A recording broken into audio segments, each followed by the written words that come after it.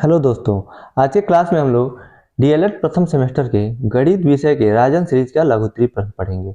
लघुत्तरी प्रश्न का ये दूसरा क्लास है और इसके पहले हम लोगों ने अति लघुत्तरी और बहुविकल्पी प्रश्न को पढ़ लिया था। अगर आपने नहीं पढ़ा है तो डिस्क्रिप्शन में लिंक है, प्लेलिस्ट का लिंक है, उस पर आप क्लिक करके सारा क्लास देख सकते हैं। तो आइए आज का क्लास शुरू करते हैं। प्रश्न संख्या 22 है, अभाज्य तथा संयुक्त रेखाएं किन्हें कहते हैं? उत्तर है अभाज्य संख्याएं। वे संख्याएं जिनमें उस संख्या के अतिरिक्त केवल एक का पूरा पूरा भाग जाता है, अन्य किसी संख्या का पूरा पूरा भाग नहीं जाता, उन्हें अभाज्य संख्याएं कहा जाता है। जैसे होगा 2, 3, 5, 7, 11, 13। इन सभी संख्याओं में या तो खुद से भाग जाएगा जो संख्या होगी, नहीं तो एक से भाग जाएगा। आगे दिया है, विद्यार्थी ध्यान दें कि विषम संख्याओं में 9, 15 आती है लेकिन अभाज्य संख्याओं में नहीं, क्योंकि इन संख्याओं में 9, 15 क्रमशः 3 व 5 से भी भाजित होते हैं, अतः 9 व 15 अभाज्य संख्याओं में नहीं आता है। इसका कहने का मतलब है कि आप ऐसा भ्रम न पैदा कर लें। यहाँ पे देखिए 3, 5, 7, 11, 13 ये सब विषम संख्याएं हैं, तो ऐसा ना आप समझ लें कि विषम संख्याएं ही अभाज्य संख्याएं हैं, ऐसा नहीं है। तो उसी को एग्जाम्पल से दिखाया है कि 9 और 15 विषम संख्या है, लेकिन ये 3 और 5 से, ये 1 से विभाजित होगा, 3 से विभाजित होगा और 9 से विभाजित होगा। तो देखिए 3 एक्स्ट्रा से विभाजित हो रहा है, तो ये अभाज्य संख्या नहीं है। 15 भी के साथ ऐसा भी है, 1 और 15 से तो विभाजित होगा ही, और 3 और 5 से भी विभाजित हो रहा है, तो इसलिए ये अभाज्य संख्या नहीं है। तो ये आप ये ना समझे कि विषम संख्या अभाज्य संख्या है, यही इसमें बताया है। अगला है संयुक्त संख्याएं। ऐसी संख्याएं जिनके गुणनखंडों की संख्या 2 अथवा 2 से अधिक होती है संयुक्त संख्याएं कहलाती हैं। जैसे 4, 6, 8 आदि। इसमें आगे दिया है, विद्यार्थी ध्यान दें कि एक को अभाज्य संख्या एवं संयुक्त संख्या दोनों में ही सम्मिलित नहीं किया गया है, क्योंकि यह एक के अतिरिक्त किसी अन्य से विभाज्य नहीं है तथा इसके एक से अधिक गुणनखंड नहीं होते हैं। इसमें कहा है कि एक किसी भी संख्या में नहीं आता है, यानी ये केवल प्राकृतिक संख्या माना जाता है। एक अभाज्य संख्या में भी नहीं आता है और संयुक्त संख्या में भी नहीं आता है, क्योंकि केवल इसका एक ही गुणनखंड है, ये एक ही से बस विभाजित होगा, एक से, और कोई किसी भी चीज़ से नहीं। और ये संयुक्त संख्या किसे कहते हैं? जो संख्या एक और खुद से विभाजित होने के सिवाय किसी और से विभाजित है, यानी कम से कम 3 संख्याओं से वो विभाज्य हो। जैसे 4 है, 4 कम से कम 3 से विभाज्य होगा ही हर हाल में। देखिए 1 से विभाजित हो जाएगा और 4 से खुद से विभाजित हो जाएगा, और 2 दूना 4, 2 से विभाजित हो जाएगा। 6 भी 1 और 6 से, और 2 और 3 से भी, यानी ये 4 संख्या से विभाजित हो रही है। 8 भी ऐसे ही है, 1 और 8 से विभाजित होगा, और 2 से विभाजित होगा, और 4 से विभाजित होगा। 4 दूना 8, 2 चौको 8, तो इसे संयुक्त संख्या कहते हैं। प्रश्न संख्या अगला है, भाजकता के कुछ नियम बताइए। भाजकता के नियम क्या है? उत्तर पहला है 2 से भाजकता का नियम। इसमें दिया है, किसी संख्या में इकाई का अंक 0, 2, 4, 6 अथवा 8 में से कोई हो तो वह संख्या 2 से पूरी पूरी बार विभाजित होती है। जैसे 10, 22, 4432, 5000, इतना और इतना इतना, ये सब देखिए अंत में दिया है 2। तो मतलब 2 से विभाज्य होने वाली संख्या है, 2 है, यहाँ 6 है, यहाँ 8 है, ये सभी संख्याएं 2 से पूरी पूरी बार भाज्य है।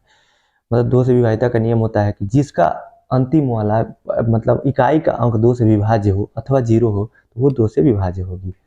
या 2, 4 ऐसे भी याद ध्यान में रख सकते हैं, 0, 2, 4, 2, 4, 6, 8 हो तो 2 से विभाज्य होगा। 3 से विभाज्यता का नियम है, किसी संख्या के अंकों का योगफल 3 से पूरी पूरी बार विभक्त हो तो वह संख्या 3 से पूरी पूरी बार विभाजित होती है। जैसे 45, 327, 42036 में सभी संख्याएं 3 से पूरी पूरी बार भाज्य हैं। इसका कहने का मतलब है 3 से विभाजित का मतलब, जैसे 45 है तो इनके अलग अलग डिजिट का, इन अलग अलग अंक को जोड़ लीजिए। 4 और 5 9 होता है, 9 3 से विभाज्य है, 3 त्रिका 9।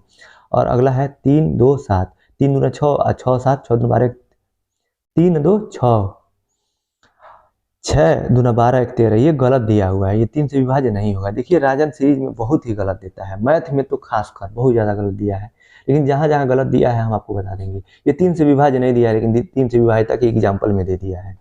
ये रूल तो यही है ना, उनके सभी अंकों को जोड़ के भाग देंगे, 3 से विभाज्य होगा तो संख्या 3 से विभाज्य होगी। तीनों को जोड़ेंगे, 3, 2, 5 और 7, 5, 12, सॉरी यहाँ पे 3, ये 12 आएगा ना, 3 और 2 5, 5, 7, 5, 12, 12 3 से विभाज्य है, तो ये संख्या भी 3 से विभाज्य होगी। और अगला है अंक जोड़िए सबका अलग अलग, 4 और 2 6, 0 तो 6 ही होगा, और 6 में 3 का जोड़ा 9, 9 6 15, 15 भी 3 से विभाज्य है, इसका मतलब ये पूरी संख्या 3 से विभाज्य है। 5 से विभाज्यता का नियम है, 5 से भाजकता का नियम, वही मतलब विभाज्यता का नियम, सेम ही चीज है। किसी संख्या में इकाई का अंक 0 या 5 हो तो वह संख्या 5 से पूरी बार विभाजित होती है। जैसे 125, 2840, 35950 संख्याएं 5 से पूरी बार भाज्य है, यानी जिस संख्या के अंत में 5 और 0 हो 5 से विभाज्य होती है। 6 से भाजकता का नियम, 6 के गुणनखंड क्या क्या होते हैं, 2 और 3 हैं, अतः जो संख्याएं 2 या और 3 दोनों से पूरी बार विभक्त होती हैं वह संख्या 6 से पूरी विभाजित होगी। जो संख्याएं 2 एवं 3 से पूरी बार भाज्य हैं वह संख्या से भी वह 6 से भी पूरी बार भाज्य है, अतः 2 से भाजकता की जांच के लिए 2 एवं 3 दोनों से भाजकता की जांच करना आवश्यक है। इसमें लिखा है कि 6 से विभाज्य कोई संख्या होगी तब कि जब वो 2 और 3 से विभाज्य होगी। आप यानी 6 से आपको भाजकता का चेक करना है तो पहले आप 2 का चेक कीजिए फिर 3 का चेक कीजिए। 2 और 3 दोनों का भाग चला जाता है तो उसमें 6 का विभाग चला जाएगा। जैसे कि मान लीजिए अब 2 से विभाज्यता का नियम है कि इकाई का अंक 0 हो और नहीं तो 2 4 6 8 हो, अथवा 2 से इकाई का अंक 2 से विभाज्य हो। और 3 से भाजकता का नियम क्या है कि उसके अंकों का योग 3 से विभाज्य होगा तो वो संख्या विभाज्य होगी। दोनों को चेक करेंगे, जब दोनों ये फॉलो करेगा मतलब दोनों वो संख्या 2 और 3 से विभाज्य होगी तो वो संख्या 6 से भी विभाज्य होगी। प्रश्न संख्या अगला है 24। सलमा अपनी बहन रेशमा से 10 वर्ष बड़ी है। 4 वर्ष पहले सलमा की आयु रेशमा की आयु की दोगुनी थी। सलमा और रेशमा की वर्तमान आयु ज्ञात कीजिए। देखिए सलमा की बहन रेशमा से 10 वर्ष बड़ी है, यानी रेशमा से 10 वर्ष बड़ी है ना, तो रेशमा को मान लीजिए x, माना रेशमा की आयु x है तो सलमा की आयु हो जाएगा x + 10, x + 10 हो जाएगा। देखिए आगे दिया है सलमा की आयु हो जाएगा x धन 10। अब प्रश्नानुसार दिया है कि सलमा की आयु, फिर प्रश्न पढ़िए यहाँ पे, 4 वर्ष पहले सलमा की आयु रेशमा की आयु की दोगुनी थी। 4 वर्ष पहले सलमा की आयु, तो सलमा की आयु अभी हम लोगों ने निकाला है x + 10। 4 वर्ष पहले कितने थी, तो इसमें से हम लोग 4 घटाएंगे तो 10 में से 4 जा 6 है, यानी x + 6 ही तो बचेगा। x + 6 ये सलमा की आयु है। ये किसके बराबर है, कंडीशन पढ़ते हैं, इसके बराबर है इतने के, तो ये कहाँ से आया देखिए पढ़ते हैं फिर ऊपर से। तो सलमा की आयु 4 वर्ष पहले कितनी आई, x + 6 यानी x + 6। अब आगे दिया है कि 4 वर्ष पहले सलमा की आयु यानी निकाले हम लोग x + 6, रेशमा की आयु की दोगुनी थी, तो रेशमा की आयु कितना हम लोग माने हैं, x माने हैं। अब इसका 4 वर्ष पहले क्या आयु होगा, x - 4 होगा, x - 4 हो जाएगा। और सलमा की आयु की दोगुनी थी तो दोगुना थी, यानी 2 ब्रैकेट में x + 4 आ गया, ये दोनों बराबर होगा। और सलमा की आयु 4 वर्ष पहले कितनी थी, x + 6। वर्तमान आयु थी x + 10, लेकिन 4 वर्ष पहले निकाले हैं तो 4 घटाए हैं, 10 में से 4 जा 6, तो ये दोनों बराबर हैं।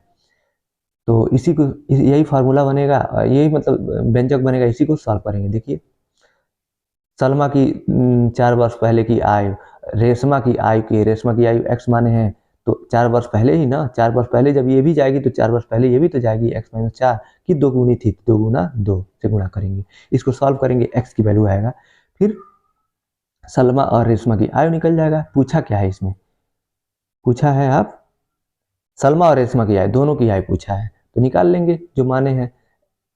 देखिए इसको सॉल्व करेंगे तो 2 जब ब्रैकेट टूटेगा तो 2 × x हो जाएगा, 2x - 4 दूनी 8, अब बराबर दिया है x + 10, तो इधर 2x है तो x को पक्षांतर कर दीजिए बाईं तरफ, तो 2x में से x घट जाएगा, इधर प्लस में इधर आएगा माइनस में हो जाएगा, तो 2 में से 1 जा x बच जाएगा, और ये 8 इधर माइनस में दिया है बाईं तरफ, दाईं तरफ जाएगा तो प्लस में चला जाएगा, तो जुड़ जाएगा 8 × 6 = 14, x बराबर हो जाएगा 14।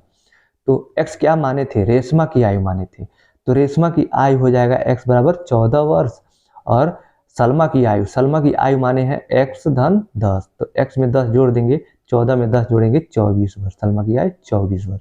यही तो दोनों पूछा था, ये दोनों निकल गया। प्रश्न संख्या 25 है,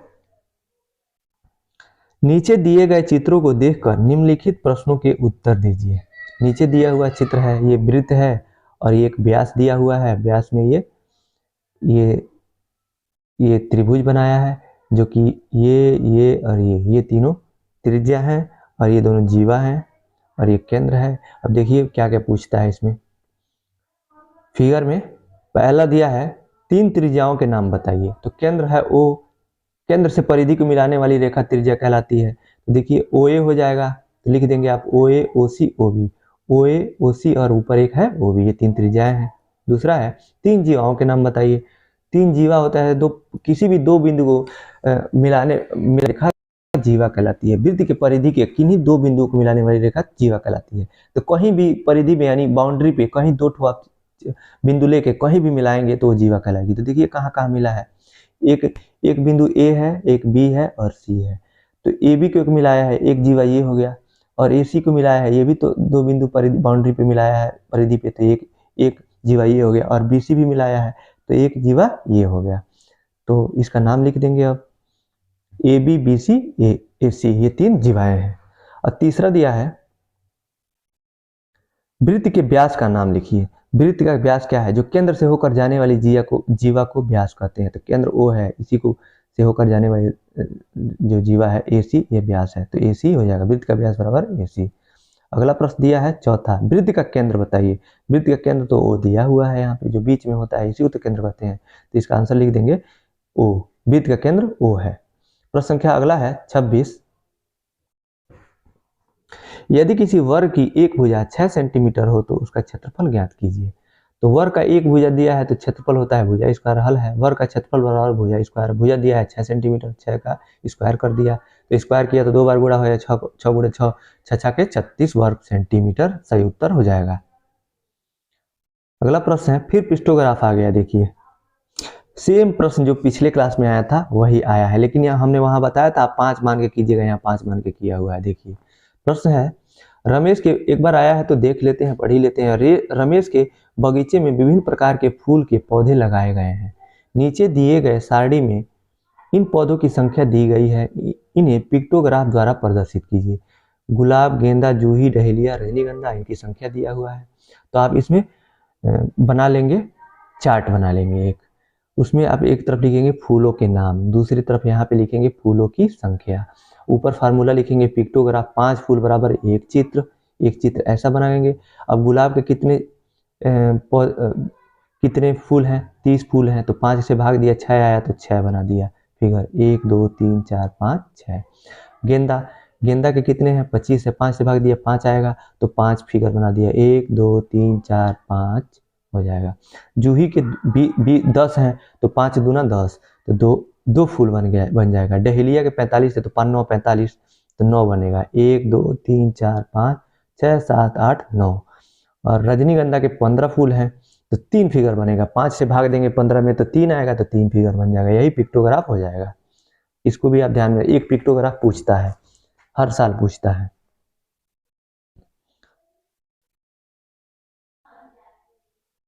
प्रश्न संख्या 28 है, किसी कक्षा की वार्षिक परीक्षा 60 बच्चों के परिणाम पाई ग्राम लिखा है। यहाँ 60 बच्चों के परिणाम पाई ग्राफ द्वारा निरूपित है, चित्र देखकर बताइए। अब चित्र देखकर क्या बताना है?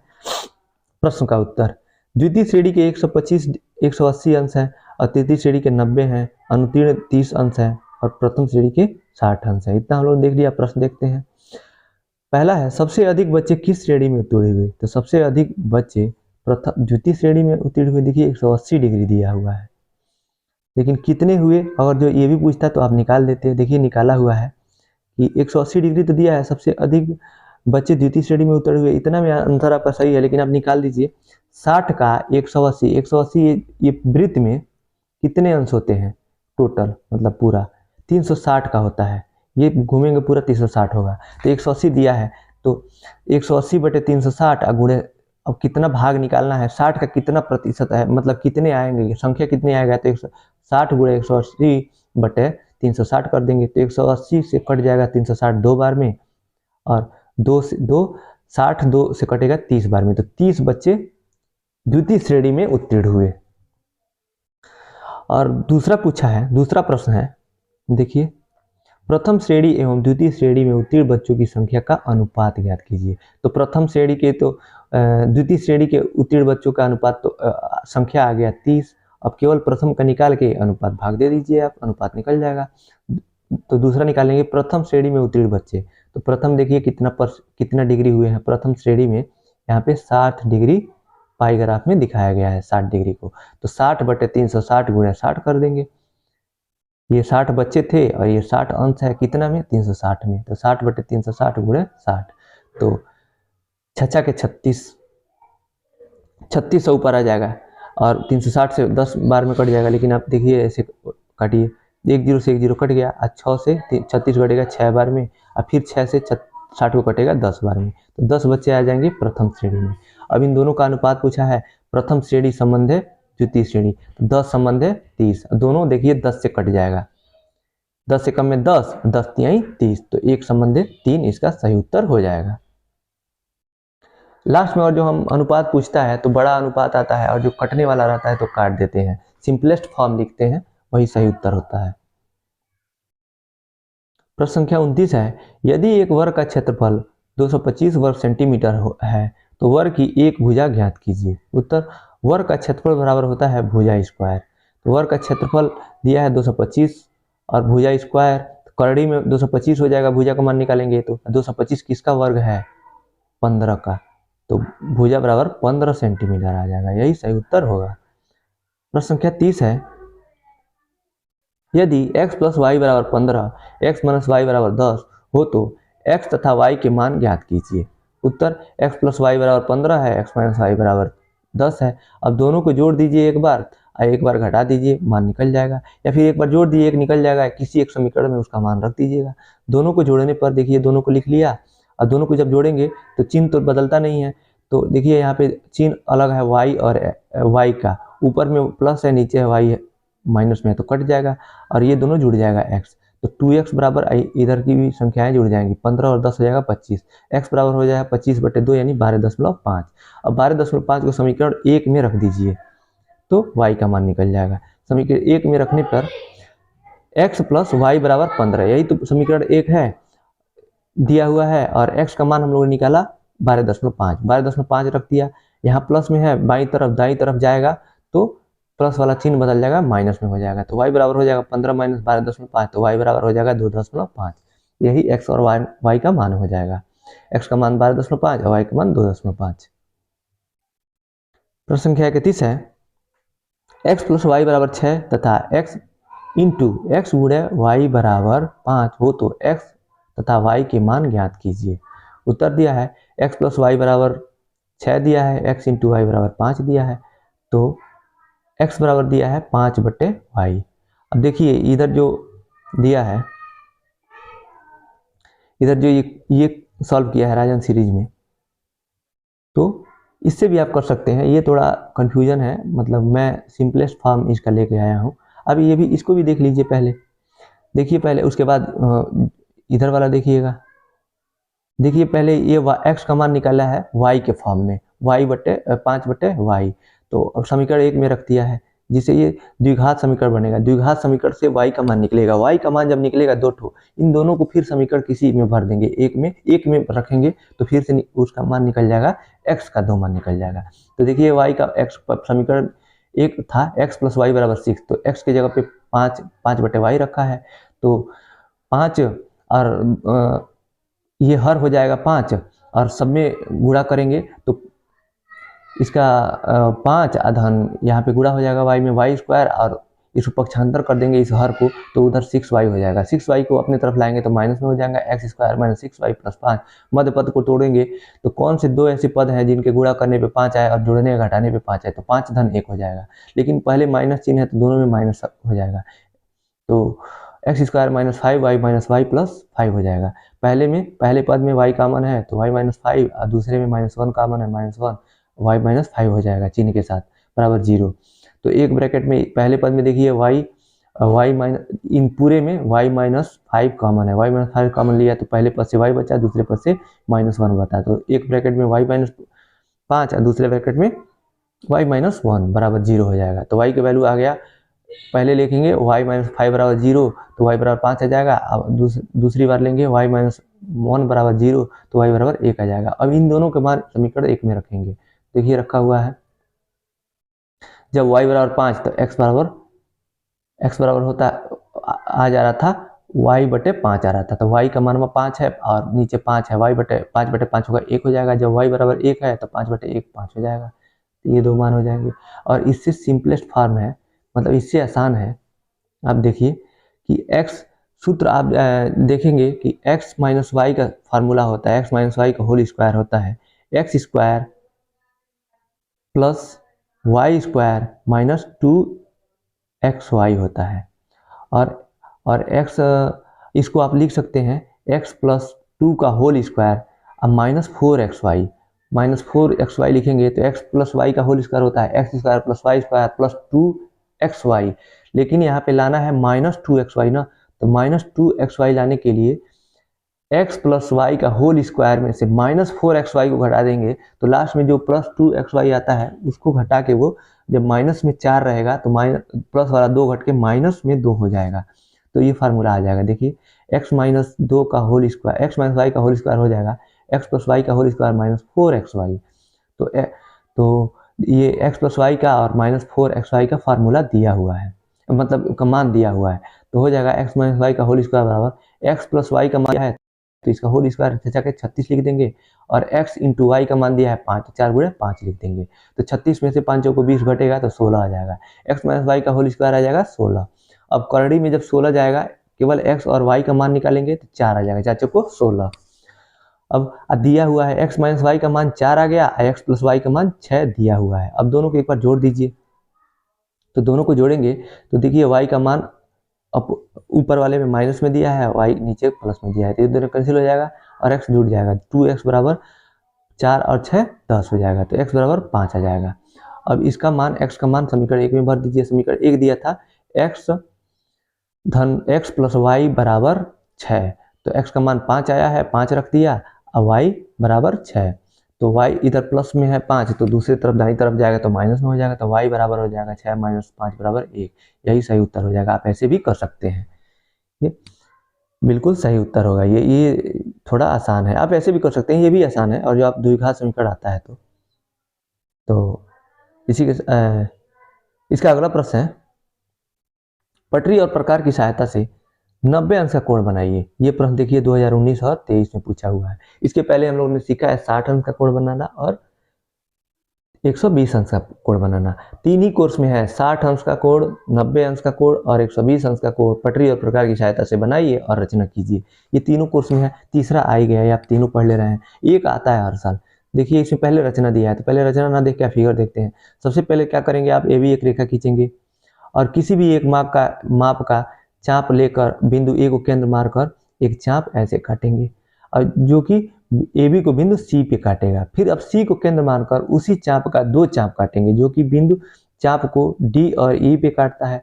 अब फिर से एक थोड़ा सा चाप बढ़ा के या उसी चाप का भी काट सकते हैं। बिंदु D और E को केंद्र मानकर क्रमशः ऊपर एक एक चाप काटेंगे। तो D से चाप काटेंगे तो ऐसे कटेगा और E से चाप काटेंगे तो ऐसे कटेगा। अब जो देखेंगे ये दोनों एक दूसरे को प्रतिच्छेद करती हैं बिंदु F पे। तो अब F को A से मिलाया, अब यही कोण FAB 90 अंश का कोण है। बस जो मैं बताया यही था रचना, इसी को रचना में लिख देना है। इसमें कोई रट्टा नहीं याद किया जाता है कि जो दिया है वही लिखेंगे आप इसको। लेकिन देखते हैं यही लिखा है, जो मैंने बोला यही तो लिखा है, यही लिखा ही होगा। देखते हैं, पढ़ लेते हैं एक बार, आप अपने मन से लिखेंगे अपने भाषा में। सर्वप्रथम AB एक रेखा खींचेंगे। AB के बिंदु A को केंद्र मानकर प्रकार में कोई भी दूरी लेकर एक चाप लगाया जाएगा। यह चाप रेखा AB को बिंदु C पर काटती है। देखिए यहाँ C पे काटा है, C पर काटती है। अब बिंदु C को केंद्र मानकर वही दूरी लेकर पुनः एक चाप लगाया जो पहले वाले चाप को बिंदु D पर काटता है। तो देखिए यहाँ बिंदु डी पे काटा हुआ है यहाँ पे। अब बिंदु डी को केंद्र मानकर वही दूरी लेकर चाप ई पर लगाया, फिर एक चाप लगाएंगे बिंदु डी को केंद्र मानकर, तो ये बिंदु ए पे काटेगा। फिर दिया है इसमें आगे बिंदु ई पर लगाया। अब क्रमशः डी और ई को केंद्र मानकर दो चाप लगाए, यानी ऊपर चाप लगाएंगे जो एक दूसरे को बिंदु एफ पर काटता है। देखिए जो यहाँ बिंदु एफ पे काट दिया, पर काटते हैं। एफ को ए से मिला है, एफ को सीधे मिला देंगे, ए से मिला है। यही कोण एफ ए बी 90 अंश होगा, यही इसकी रचना थी। इतना आप लिख देंगे, जो काम करेंगे वही लिख देंगे। प्रश्न संख्या 33 है, भिन्न से संबंधित सामान्य तथ्य बताइए। अब भिन्न से रिलेटेड जितना आप जानते हैं एक एक पॉइंट करके आप लिख देंगे। आप अपने मन से लिख दीजिएगा, एक बार पढ़ लीजिए और इसी को ध्यान में रख के जो भी मन में आए, मतलब जो भी मन में नहीं, मतलब जो भी आप भिन्न से संबंधित जानेंगे आप सब लिख देंगे। देखिए पहला है, जब हर और अंश बराबर हो तो भिन्न का मान 1 होता है, तो होता ही है, दोनों कट जाते हैं ऊपर नीचे, एक बार में भाग चला जाता है। दूसरा है, किसी भिन्न का मान 0 हो तो उसका अंश 0 होता है, उसका अंश, किसी भिन्न का मान 0 हो तो इसका मतलब उसका अंश ही 0 था। हर तो 1 हो सकता है किसी का भी, और जो हर 0 होगा ना तो अनंत हो जाएगा, तो इसका यही लिखा है। तीसरा है, यदि भिन्न के अंश तथा हर को समान अंश से गुणा किया जाए तो भिन्न का मान वही रहता है, तो नहीं बदलेगा। चौथा है, जब दो भिन्न के हर समान रहे तो बड़े अंश वाली भिन्न बड़ी होती है। जैसे 2/6 है और 5/6 है, तो इन दोनों का हर समान है तो बड़ी भिन्न पूछेगा तो जिसका अंश बड़ा है, यानी 5/6। पांचवा है, समान अंश वाली भिन्नों को कम हर वाली भिन्न बड़ी होती है। जो दो अंश समान है, यानी 5/2 और 5/3, तो इसमें बड़ा भिन्न पूछेगा तो जिसका अंश छोटा है, जो हर समान है तो जिसका अंश छोटा है वही भिन्न बड़ा होता है। छठवां दिया है, कोष्ठक हटाने के लिए पहले रेखा कोष्ठक, फिर छोटा कोष्ठक, फिर मझला कोष्ठक, फिर अंत में बड़ी कोष्ठक हटाना चाहिए। अभी मतलब सॉल्व करना चाहिए। पहले रेखा कोष्ठक किसे कहते हैं, देखिए ये छोटा कोष्ठक दिया है, कई बार ऐसे बड़ा कोष्ठक देता है, और फिर से ऐसे समझिए, ये मान लीजिए कि दो छोटा कोष्ठक दे दिया, उसके बाद ऐसे इसमें कुछ डिजिट दिया है, कुछ संख्याएं हैं, कुछ मान है, उसके बाद बड़ा कोष्ठक दे दिया, और इस छोटे कोष्ठक में एक के ऊपर ऐसे रेखा दे दिया। अब आप कंफ्यूज हो जाएंगे, दोनों छोटा कोष्ठक को पहले सॉल्व करते हैं। पहले कौन सॉल्व करेंगे, पहले रेखा कोष्ठक को सॉल्व करेंगे, जिसके ऊपर लाइन रहेगी, पहले इसको सॉल्व करेंगे, फिर इसको सॉल्व करेंगे, दोनों ये सॉल्व हो जाएगा बीच में, फिर अपने आप ये मझोला कोष्ठक को सॉल्व करेंगे, ये सॉल्व हो जाएगा, फिर बड़े कोष्ठक को सॉल्व करेंगे, मतलब उसमें दिया हुआ अंक सॉल्व करेंगे। यही यहाँ पे कह रहा है। प्रश्न संख्या, इसका पॉइंट संख्या 7वां है, सरलीकरण में पहले कोष्ठक का फिर भाग, फिर गुणा, और अंत में भाग, और अंत में प्लस और माइनस को सरल करते हैं, यानी बोडोमास दिया है, वो इंग्लिश में लिखता है, ये हिंदी में दिया है। पहले कोष्ठक, फिर भाग, गुणा, फिर धन और ऋण को आपस में ये बदल सकते हैं, सॉल्व करते हैं। प्रश्न संख्या, इसका पॉइंट संख्या 8 है, भाग को गुणा में बदलने के लिए भाग के बाद की संख्या का प्रतिलोम यानी उल्टा लिखा जाता है। जैसे 1/2 भागे 3/2 हो, तो इसको सॉल्व करेंगे तो हो जाएगा, ये गुणा में बदल लेंगे इसको, 1/2 गुणे तो पलट जाएगा, 2/3 हो जाएगा। यही कहा है इसमें। प्रश्न संख्या 34 है, हल कीजिए। अब तो इतना कंडीशन बता दिया भिन्न का ही हल दिया हुआ है। तो पहला है -1/8 भागे 3/4, दूसरा है -7/12 भागे -2/3। पहला का सलूशन देखते हैं, -1/8 भागे 3/4, तो माइनस के साथ लिखते हैं -1/8, गुणा में बदल के ही सॉल्व करते हैं, गुणा के बाद बदलेंगे तो पलट जाएगा दूसरा भिन्न, 4/3 हो जाएगा, और चिन्ह लेकिन माइनस ही रहेगा, ये जो माइनस रहेगा ये माइनस ही रहेगा। 4 से 8 कट जाएगा 2 बार में, 4 दूनी 8, और नीचे दो यहाँ पे है, यहाँ 3 है, तो नीचे ऊपर नीचे गुणा हो जाएगा, एक एकम में 1, ऊपर 1 बचा, यहाँ पे 4 से कटेगा, 4 से काटेंगे तो 1 एकम में 1, और नीचे 2 × 3 6, -1/6 उत्तर हो जाएगा।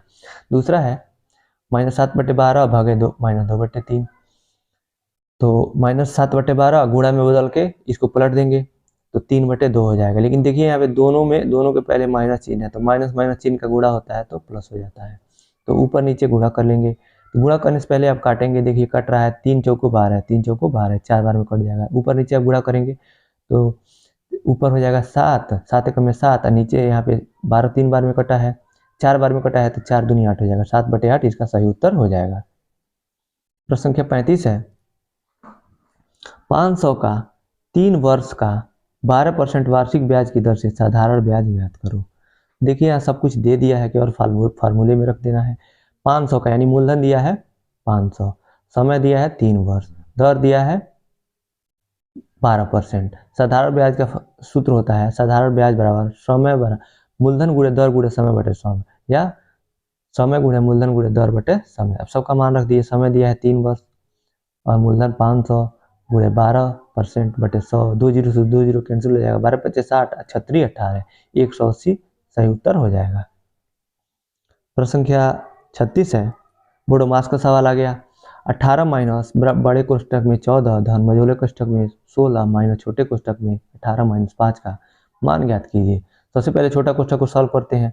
18 माइनस 5 तो लिखेंगे 18 माइनस 14, 18 माइनस 5 कितना होगा 18 माइनस 5, 18 में से 5 जा 13, तो यहाँ पे देखिए 18 बड़े कोष्टक में 14 धन 16 माइनस 13 लिख दिया। जब इसको सॉल्व बराबर करके लिखा है तो 16, अब मझोले कोष्टक को सॉल्व करेंगे तो 16 माइनस 3 जा 16 में से 13 जा 3 हो गया है, 14 धन 13। अब इस बड़े कोष्टक को सॉल्व करेंगे तो 18 माइनस 17, 14 और 3 17, 18 में 17 जा 1, इसका सही उत्तर हो जाएगा।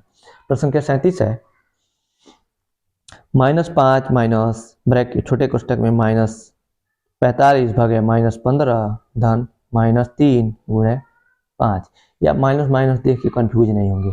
अब इतना जानिएगा, माइनस गुणे माइनस होता है प्लस होता है, और प्लस गुणे प्लस होता है प्लस होता है, और प्लस गुणे ये प्लस है, प्लस गुणे माइनस होता है माइनस, और माइनस गुणे प्लस होता है माइनस। ये आप चिन्ह का गुणा आप जानते हैं तो बहुत आसानी से सॉल्व कर लेंगे।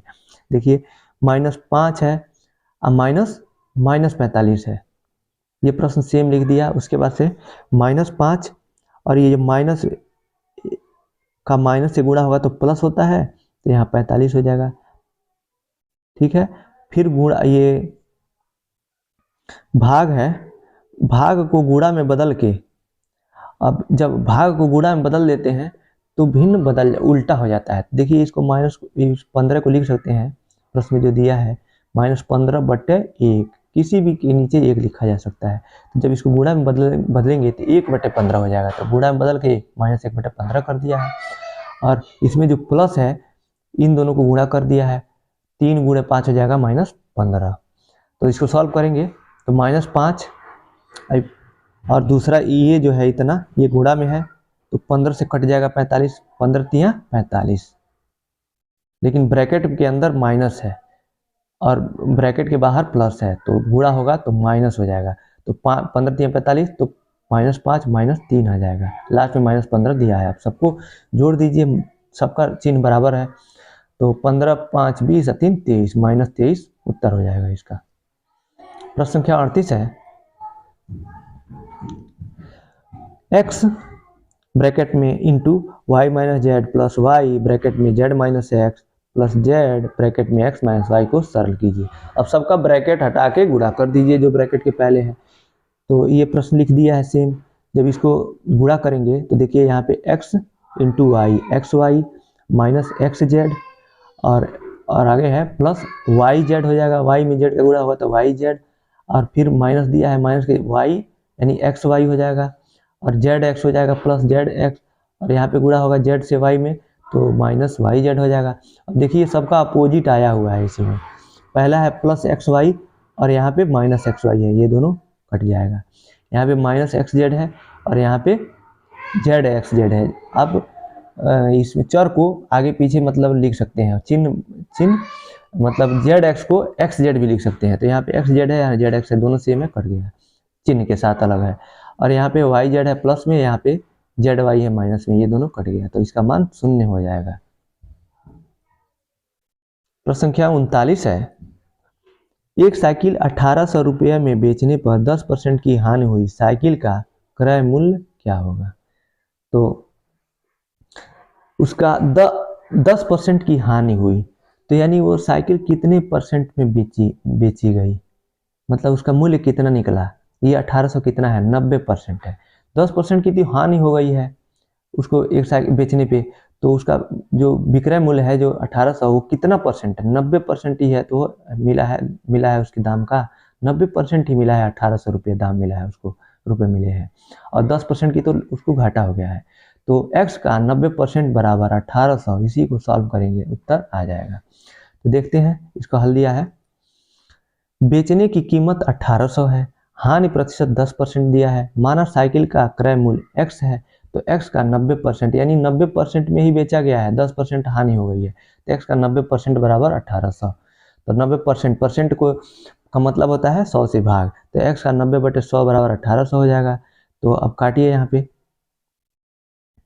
0 से 0 कैंसिल हो जाएगा, और या फिर देखिए अगले वाले में डायरेक्ट पक्षांतर कर दिया है, आप जैसे दिया है उसी को सॉल्व कीजिए, अच्छा समझ में आएगा। x बराबर ये पक्षांतर कर दिया है, 90 गुणा में है इधर तो उधर भाग में चला गया है, देखिए नीचे, और 100 बाई तरफ भाग में है तो उधर गुणा में चला गया है। अब इसको सॉल्व कीजिए, तो 90 दूना 18 हो जाएगा, 9 दूना 1 0 से 1 0 कैंसिल हो जाएगा, 9 दूना 18 और 20 हो जाएगा। अब 20 को 100 से गुणा करेंगे तो 2000 आ जाएगा। इसका सही जो साइकिल का कीमत था 2000 रुपये था। प्रश्न संख्या 40 है, एक परीक्षा में 75% बच्चे उत्तीर्ण हुए, यदि परीक्षा में 1500 बच्चे बैठे हों तो कुल कितने बच्चे अनुत्तीर्ण हुए। तो 75% उत्तीर्ण हुए तो अनुत्तीर्ण कितने हुए, 25% हुए, 25% हुए, तो डायरेक्ट आप 1500 का 25% निकाल दीजिए तो सही आंसर आ जाएगा। अथवा आप उत्तीर्ण हुए 75%, तो उत्तीर्ण कितने हुए, x का 1500 का 75% निकाल लीजिए तो संख्या निकल जाएगी कि इतने बच्चे उत्तीर्ण हुए, और जो बचे हुए बच्चे थे वही तो अनुत्तीर्ण हुए। तो कुल बच्चों की संख्या दिया है 1500, अब 1500 में से उत्तीर्ण हुए यानी पास हुए बच्चों की संख्या घटा दीजिए तो आप अनुत्तीर्ण हुए बच्चों की संख्या निकल जाएगी। इसका हल देखते हैं, उसी ऐसे ही ये सॉल्व किया है। 100 बच्चों में उत्तीर्ण बच्चे परीक्षा में इतना बैठे, तो 100 बच्चों में उत्तीर्ण 75, एक बच्चे में उत्तीर्ण 75/100, तो 1500 बच्चों में उत्तीर्ण बच्चे, तो देखिए यहाँ 100 बच्चे माना है, 100 बच्चे 100% है, उसमें 75 बच्चे उत्तीर्ण हो रहे हैं, तो एक बच्चे उत्तीर्ण हो रहे हैं 75/100, 100 से भाग दे देंगे, 1500 बच्चों में उत्तीर्ण बच्चे हो जाएगा 75/100 गुणे 1500 हो जाएगा, इतना हो जाएगा। और अनुत्तीर्ण बच्चों की संख्या हो जाएगा, उत्तीर्ण बच्चों की संख्या को घटा देंगे तो निकल जाएगा 375। इसमें आप थोड़ा सा कंफ्यूज हो रहे होंगे तो आप ऐसे सॉल्व कीजिएगा। तो यहाँ पे परसेंटेज दिया हुआ है, मानने की जरूरत ही नहीं है हमको। 100 उत्तीर्ण बच्चों की संख्या है 75%, अनुत्तीर्ण बच्चों की संख्या हो जाएगी 100 माइनस कोई भी चीज़ 100% में होती है 25%, तो अनुत्तीर्ण की संख्या पूछा है ना, तो x का माना कि कुल x का नहीं, कुल बच्चे दिया ही हुआ है 1500, तो 1500 का 25% आप निकाल दीजिए सीधा सा, 1500 गुणे 25/100 कर दीजिए, तो 2 0 से 2 0 कैंसिल हो गया। अब 15 में 25 का जब गुणा करेंगे तो यहाँ गुणा कर दीजिए, 25 गुणे 15, 15 75 के 5 हासिल 7, आप 15 दूना 30 और 7 37। देखिए आप कितना सिंपलेस्ट फॉर्म में, कितना छोटा में आ गया 375। सीधा अनुत्तीर्ण बच्चे 25% हुए, 25% निकाल दीजिए। प्रश्न संख्या 41 है, संख्याओं में संबंधित याद रखने योग्य तथ्य बताइए। अब संख्याओं के बारे में जितना आप जानते हैं लिख दीजिए। पहला है, जिन संख्याओं से गणना की जाती है उन्हें प्राकृतिक संख्या कहा जाता है, जैसे 1 2 3 4 5 6 7 8 9 10 ... अनंत तक। दूसरा है, जिन संख्याओं में 2 का भाग नहीं जाता उन्हें विषम संख्या कहते हैं, जैसे 1 3 5 7 9 11 2 से विभाजित नहीं होते, इन्हें विषम संख्या कहते हैं। तीसरा है, जिन संख्याओं में 2 का भाग जाता है उसे सम संख्या कहते हैं, जैसे 2 4 6 8 10 12 14। चौथा है, जो संख्याएं एक या स्वयं की संख्या से अलावा किसी से विभाजित नहीं होती है उन्हें अभाज्य संख्या कहते हैं, जैसे 2 3 5 7 13, ये भी ऊपर हम लोगों ने पढ़ा था। पांचवा है, जो संख्याएं एक के अलावा अन्य संख्याओं से पूरी विभाजित होती हैं उन्हें भाज्य संख्या कहते हैं। इसको आप थोड़ा सा सुधार लेंगे कि जो संख्याएं एक के अलावा एक और स्वयं के अलावा, स्वयं भी तो आएगा, एक और स्वयं के अलावा किसी अन्य संख्या से भी विभाजित होती हैं, उन्हें हम भाज्य संख्या कहते हैं। यानी कम से कम 3 संख्या से विभाज्य होगी। तो एग्जाम्पल में दिया है जैसे 1, 4, 6, 8, 9, ये गलत दिया हुआ है, 1 नहीं होगा। 4 से स्टार्ट होता है भाज्य संख्या, 4, 6, 8, 9। एक देखिए, एक ही से तो बस विभाज्य होगा, या उसको स्वयं मानिए नहीं तो 1 मानिए। अब तीसरी संख्या से कहाँ कहीं विभाज्य होगा, तो ये 1 नहीं होगा। छठवां पॉइंट है, बड़ी से बड़ी संख्या जितने अंकों की पूछी जाए उतनी 9 लिखकर बनाई जाती है। कोई भी जैसे 4 अंकों की बड़ी बड़ी संख्या लिखेंगे 4 9 लिख देंगे, 5 अंकों की बड़ी संख्या पूछेगा तो 5 9 लिख देंगे, यही है इसमें। और सातवां है, छोटी से छोटी संख्या जितने अंकों की पूछी जाए 1 के आगे शेष शून्य लिख कर बनाई जाती है। जैसे 4 अंकों की छोटी छोटी संख्या पूछेंगे, पहले 1 लिख देंगे, अब बचा कितना, 4 में से 1 जा 3, तो 3 0 लिख दिया। 5 अंक की छोटी छोटी संख्या पूछेगा तो 1 लिख देंगे, अब 5 में से 1 जा 4 बचा तो 4 0 लिख देंगे। यही इसमें कहा गया है। इसी के साथ आज का क्लास ये यहीं समाप्त होता है। बचा हुआ प्रश्न हम लोग अगले क्लास से पढ़ेंगे। आज का क्लास आपको कैसा लगा आप कमेंट बॉक्स में बताइएगा। आपके पास कोई सुझाव है तो भी बता सकते हैं। अगर आपको क्लास आज का अच्छा लगा तो लाइक कीजिए, अपने दोस्तों के साथ शेयर कीजिए, और चैनल पे नए हैं तो चैनल को सब्सक्राइब कीजिए। आज का क्लास आपको देखने के लिए बहुत बहुत धन्यवाद दोस्तों।